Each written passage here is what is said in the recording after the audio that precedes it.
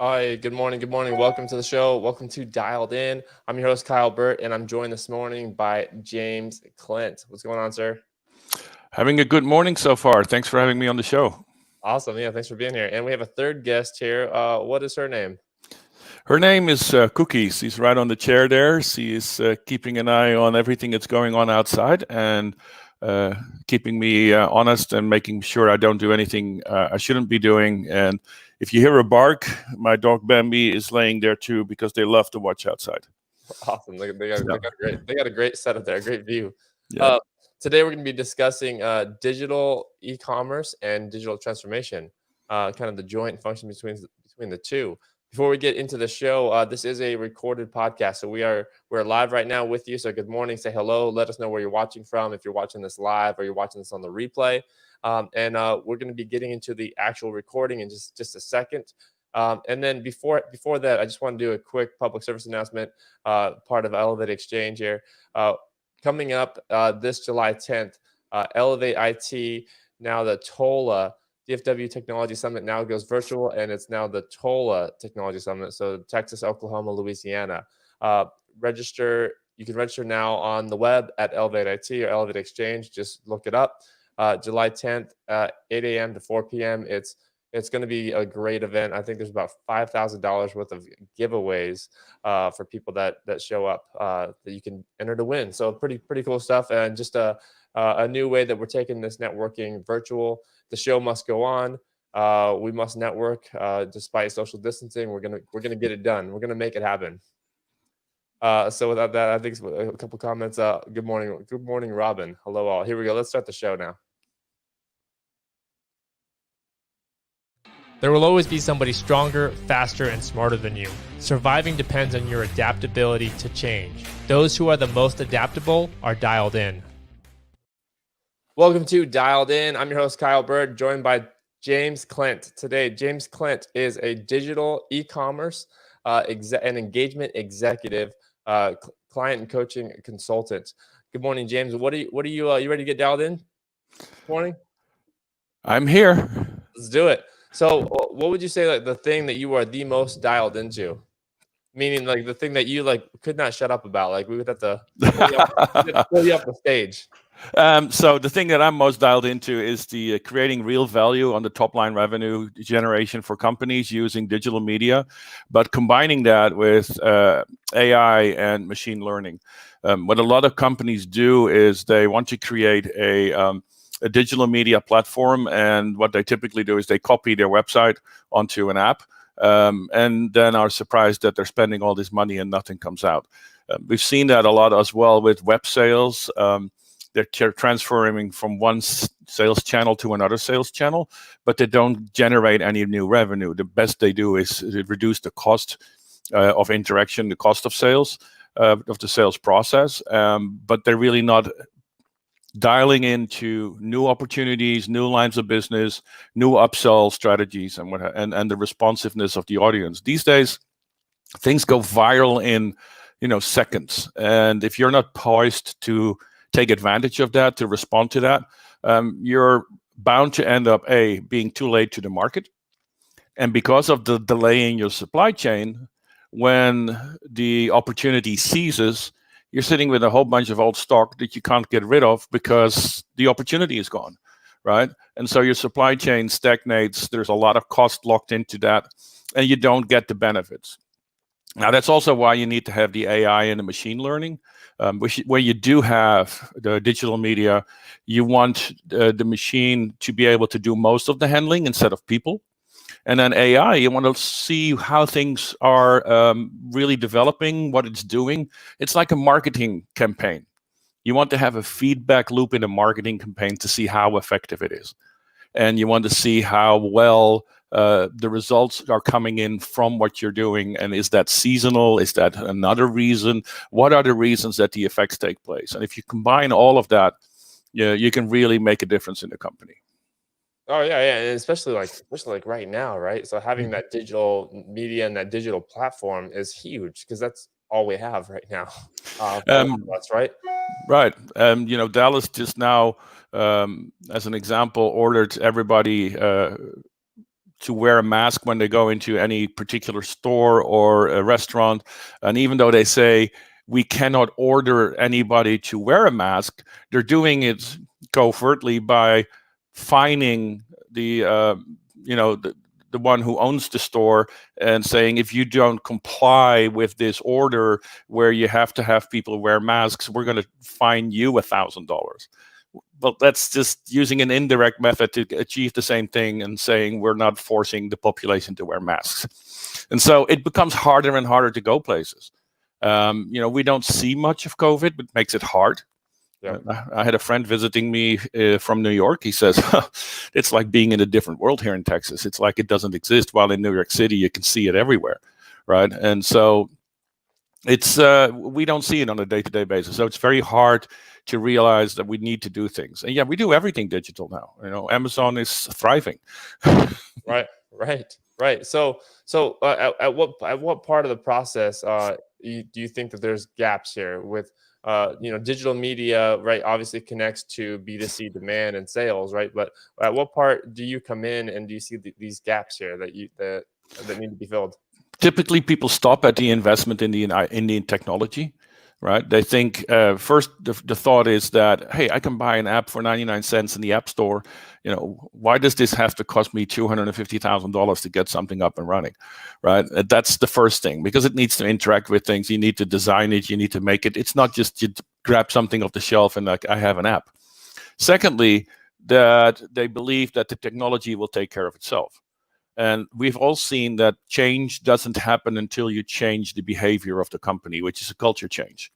And the real change needs to happen in process, right? You cannot have a process where you're supposed to be hanging on the telephone, typing the order, and that is your process. And then a web order comes in and you get it on an email and you start typing it into the ERP system. So you need to change your process. You need to change your culture. And with that, you need to change the appraisal processes. What do the people need to focus on? So you need to redesign your organization, your job descriptions, and your SOPs, standard operating procedures, so that you can take advantage of and respond properly to the new opportunity that you've opened up. And companies that are successful in doing that are hugely successful. They can respond quickly. They can really turn nimbly upon things that are happening. And others that are using maybe machine learning to take those emails and enter them into orders into the ERP system, they have a lag. And so, but even that is faster than having a person typing it, And so it is all about behavioral change within the company. Right. And so you talk a lot about, just in previous chats and just on LinkedIn and whatnot, you talk a lot about, lean operations and digital transformation and how this all kind of plays into it. So what's your take there? Lean operation comes out of the manufacturing side and distribution side. It's a process where you are constantly reevaluating yourself as to what you're doing and how it's supporting the process of the objectives that you want to achieve. And a lot of companies and a lot of process IT departments are locked in resource lock. I have a certain group of people that can do a certain number of things. Like a few years ago, C# and C++ was it to be developing apps for the corporation in. Today, the most used language is Python and JavaScript. And so if your resources are all locked up in C#, there's a lot of things that you cannot do effectively. So you're trying to fix things with C# resources. Otherwise, you have to lay off, you have to hire. And by the time that cycle is done or retrain, it doesn't matter. You're 6 months down the road and you cannot nimbly respond to things. So being lean means a lot about partnerships, finding the right partners so that you can quickly start things up and quickly shut things down. Hey, that's the same thing I said about our sales process down the road, right? The whole organization needs to operate that way. It cannot be that, hey, I see an opportunity. IT, we want to jump on this. Sure, 9 months from now, I'll be ready. That cannot be the answer. If that's the answer, the business doesn't have an opportunity. So with that, lean operations and microservices architecture, having these little pieces that can all fit together in that architecture, and you can incrementally deliver functionality really quickly. Yeah, Yeah, absolutely. No, microservices is so huge right now. Yep. Now you've been a CIO for the better part of your career in various industries, in manufacturing, in pharmacy, in healthcare, and in hospitality, like hotels. So you've seen quite a lot, right? You've seen quite a lot of different industries, and you know, and could you maybe tell us like how that role of CIO kind of differs across those industries, and then also kind of how it's similar? A lot of these industries have the feeling that they're unique. In other words, they need someone, healthcare particularly.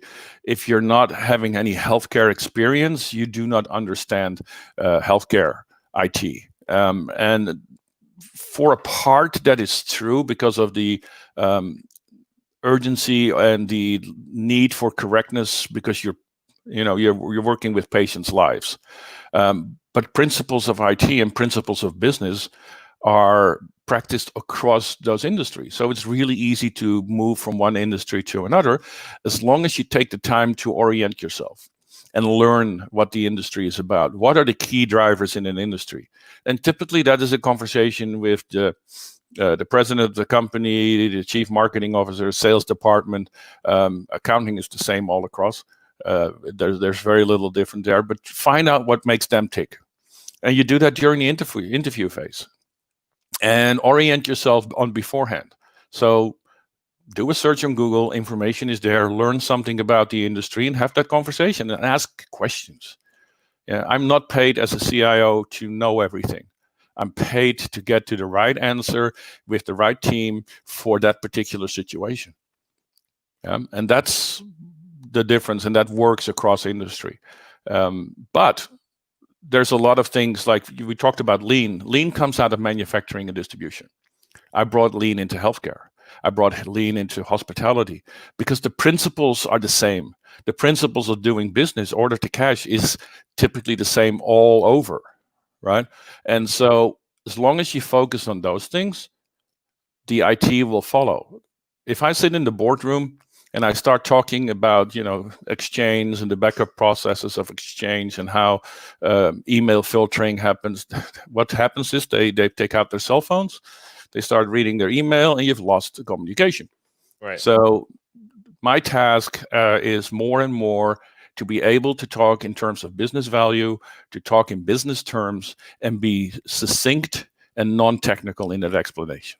So it's this whole like duality of business transformation over digital transformation, even though like we're speaking the same language, but really we're all trying to speak the same language and not speak digital and IT and technical in those meetings and put people to sleep, right? We're trying to speak the business value, Right. and bridge everyone together, right? Yep. And that is, for that, you will need financial knowledge. So if you don't have it, get it. Because the CEO, the sales, chief sales officer, the chief finance officer, they're all talking numbers. If you don't follow the numbers, if you cannot talk those numbers, you're already at the sideline, right? So you have to understand those values. You have to understand what drives the company. You have to understand the intricate consequences of choices. IT for the longest time has run on CapEx, capital expenditures that can be depreciated over time. That's no longer the situation. It's all OpEx. It's all in immediate cost, and but as long as you can translate that back into the drivers that it supports and the value that it brings, there is no objection to that. As long as the cost of operations is much lower than the cost of sales, the value of sales, the revenue, it's about profit margin, right? Yeah. Yeah. It doesn't matter what the cost is and what the operational cost is, as long as it's the more you can make it variable, the easier it is to run things. Yeah. And variable means directly attributable to the execution of the processes that you're doing. And so what I see is, and I make the analogy to a lot of my colleagues, is you're a CIO. You have two options. You can be the CFO, strategic, forward-looking, determining the course of the company, or you can be the controller, keeping the lights on. And if your comfort zone is in the infrastructure and the techie part of things, you're becoming the controller because you cannot communicate value. right? If you cannot communicate value, you don't understand the sales processes, you're not versed into reading a balance sheet, you're losing that fight in the boardroom. And it's really important. And so for you to be able to be strategic, you have to come up with ideas. You have to look at what is the company doing, where's the company going. Like, for instance, last year I started when I was still in hospitality, I started a study that says, hey, virtual reality or augmented reality, how is that going to affect the bread and butter of the company? Because 85% of the revenue came from the business travelers. Yeah. So we have video conferencing, and video conferencing, as you know, has taken a leap forward with COVID. What will virtual reality do for the opportunity to collaborate, worldwide? And the answer was, as long as you're sitting in an office, you don't have the privacy to be deprived of your regular inputs. But now with Corona, we see a huge uptake in video conferencing, in collaboration processes on a remote basis. And so I don't believe that in hospitality, the occupancy will go back really soon to levels that are from before COVID. Even January, February, those levels will not be achieved. Maybe never again. Leisure travel, yes. Business travel will be forever impacted, because we've all learned to work this way, and it's working. I don't know how it's going to work when we have full employment again, because we're talking about 13-14% unemployment at the moment. But it's working. It's a change, and so this change will have lasting effects in the hospitality industry, and it will have lasting effects on the way people work together. Do you kind of feel maybe a little bit like, being a CIO, being like the head of all this technology, and knowing that we've been capable of this for years, right? Like, we've been capable of this. We know like the business value, like people would probably work better from home, like as a whole. Do you kind of feel a sense of almost like I told you so a little bit, and then in there, and it's just like yeah, this is kind of No. expected if you work from home, that it's gonna work. For high-level professionals that now can work uninterruptedly, it is more effective. Yes. However, for the larger part of labor in the United States, it's not going to be more effective, right? Yeah, try to run 100 people accounting department when everybody's working from home without having the processes and the principles in place to verify productivity and activity. Right? It's going to be a lot harder. How are you going to manage a distribution center with people working from home? People distribute goods, still need to be distributed.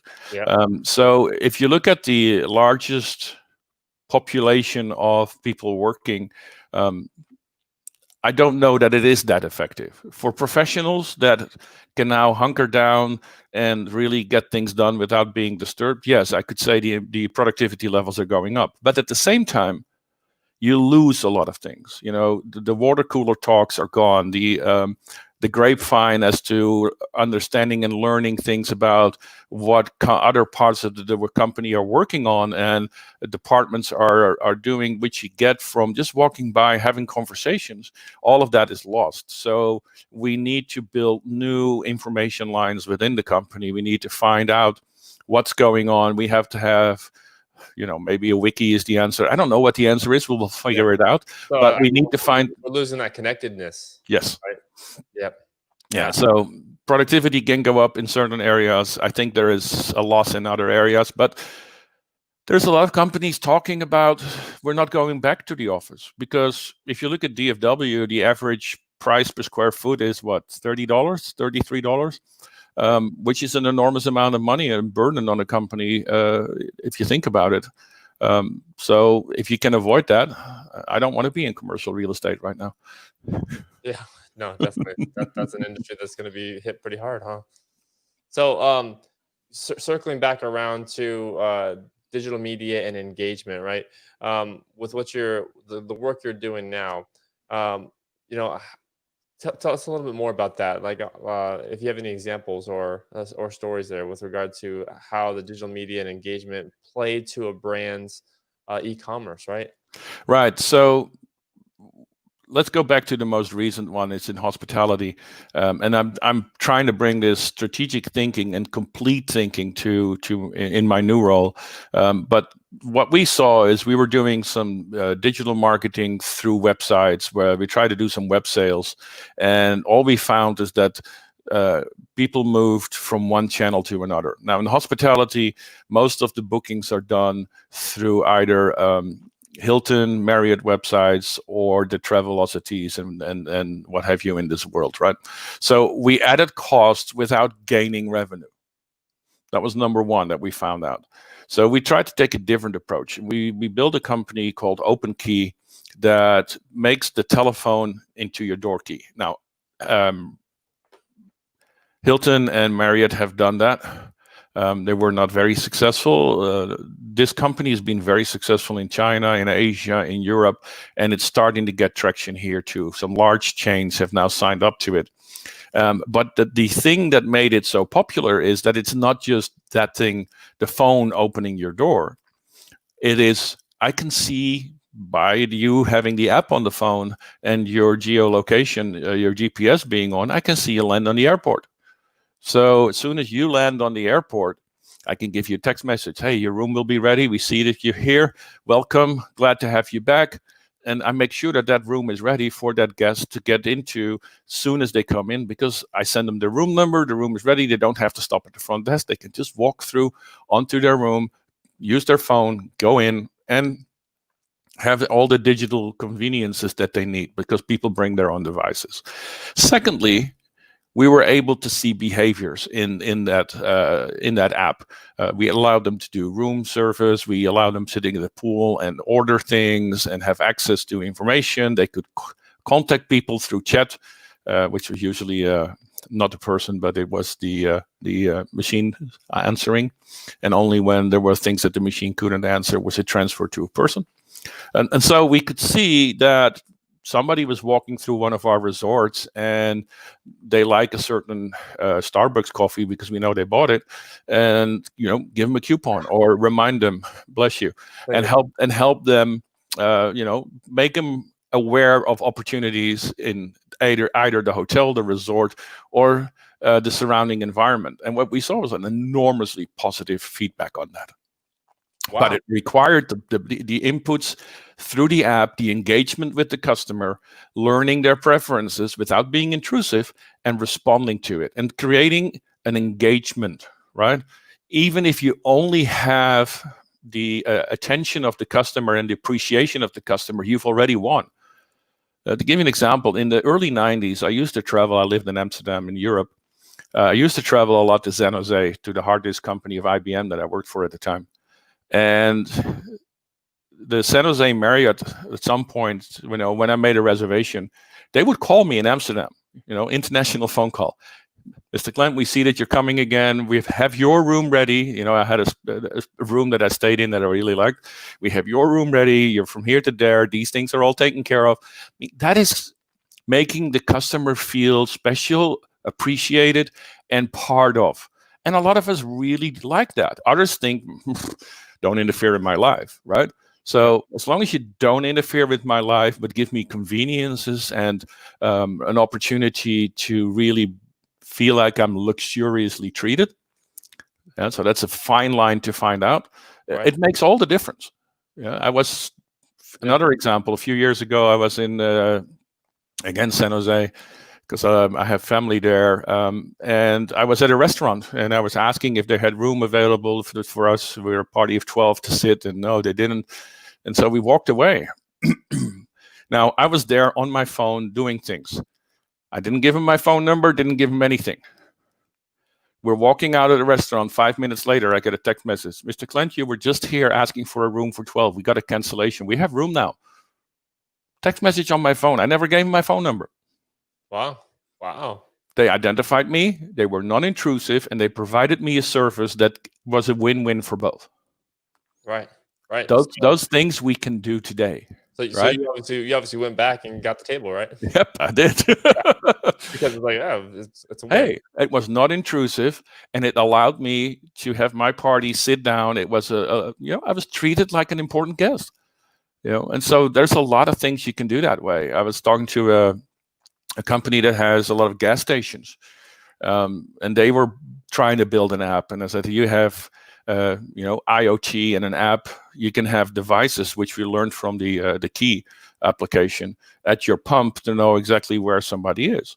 Well, I can turn that around from a positive to a negative. I can also see when they're pumping at the competition.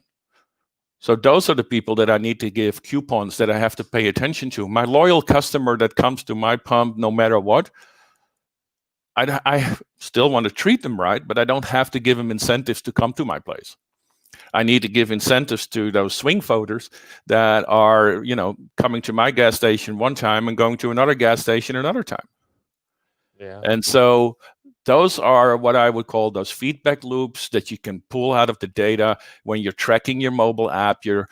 And without being intrusive. You give them the opportunity, you give them a lower price, you give them a better whatever service or other thing that you can incentivize this customer with, without being intrusive, and you still create a better top line.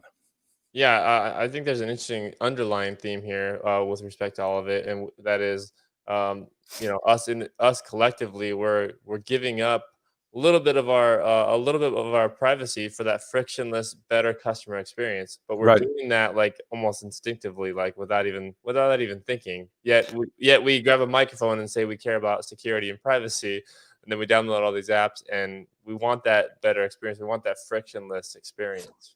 Right. And you can do that. You don't have to be invading someone's privacy to do it.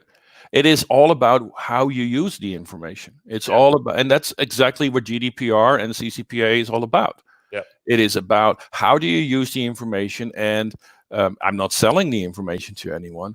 I'm not gaining money by selling the information. I am using the information to respond to your preferences. Yeah, if I bombard you with 25 text messages during the day constantly that are irrelevant to what you're doing and what your preferences are, I'm intrusive. Yeah. And there's a fine line. There's absolutely a fine line, because what is intrusive for one person is excellent guest service for the next. And those are things you need to find out. And so you need to build those loops in there so that you can have feedback and say, no, I don't want to see this anymore. Okay, cool. Then we stop. And so you need to be prepared for that, and helping companies figure that out and how to do that, and to set it up such that the customer experiences it as excellent customer service. That's what I do. And that's what I do best. Awesome. Well, I appreciate the conversation so far, James. As we're wrapping up here, I got a few more questions for you. First one, just throughout your history as being a CIO, what would you say the best piece of advice you've ever received has been, or that stands out the most? Listen, and speak last. Secondly is, if you cannot articulate the problem at hand on something the size of a business card, you haven't understood the problem. So don't communicate it, right? So be succinct, be direct, and know your facts. Yeah. And the other thing of advice that I really learned in this last role is that a lot of us don't focus on that, is contracts are not for when things are right. Contracts are written to protect us when things are wrong. And so learning to read and modify contracts is really important, because when the shit hits the fan, you want to be protected. And so, yeah, all's number of advice. And then the last piece of advice is build your team. You're as strong as the team. And so spend as many hours as you want on mentoring, training, develop your team. Yeah, they are your lifeblood. They are your success. Yep, absolutely. And with respect to mentoring, what would you say to the aspiring CIO who looking to climb the ranks?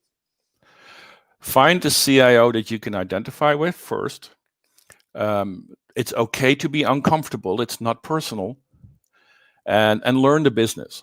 Yeah. And then last but not least, mentoring is not about creating mini-me's. I wrote an article on LinkedIn about that.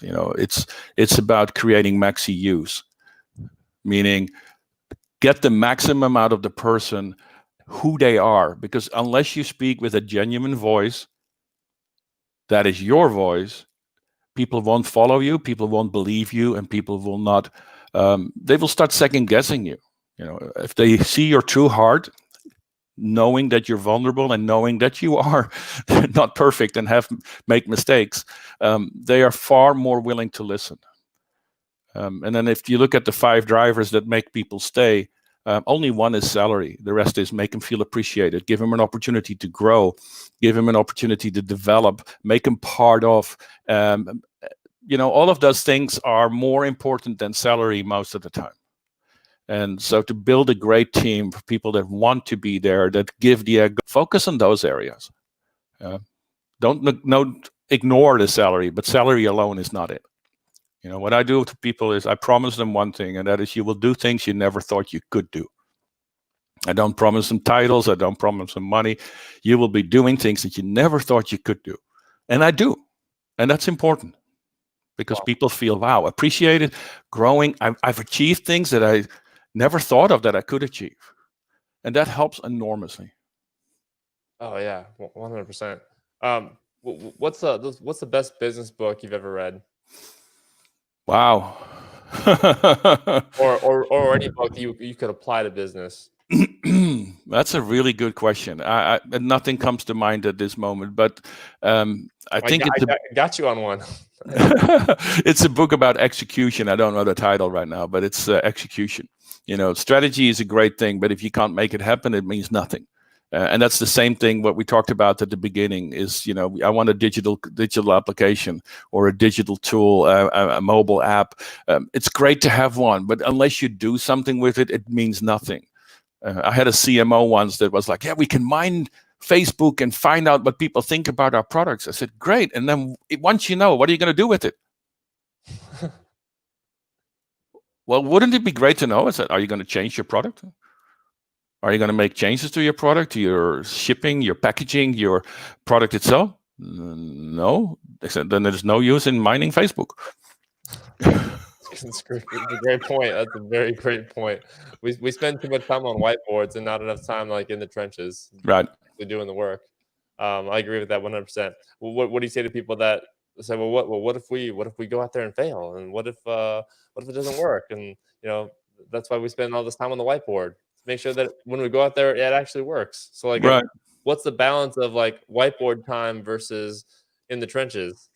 You can never fully envision the future, and especially not with people that have a day job, right? So folks that are part of your project, that have a day job, that have all the pressures of that day job on them, they cannot invest their time. So this is why Agile is so powerful, is because you prototype. Oh, it sinks in. Now I see it, but if this is possible, then I really would like that, right? The other thing that you really need to understand is that when you start whiteboarding, the first 3 weeks, people only talk about their daily problems, which is maybe 5 to 10%, 20% of their business, but that's what they're fighting every day. So they come up with the problems, not with the process.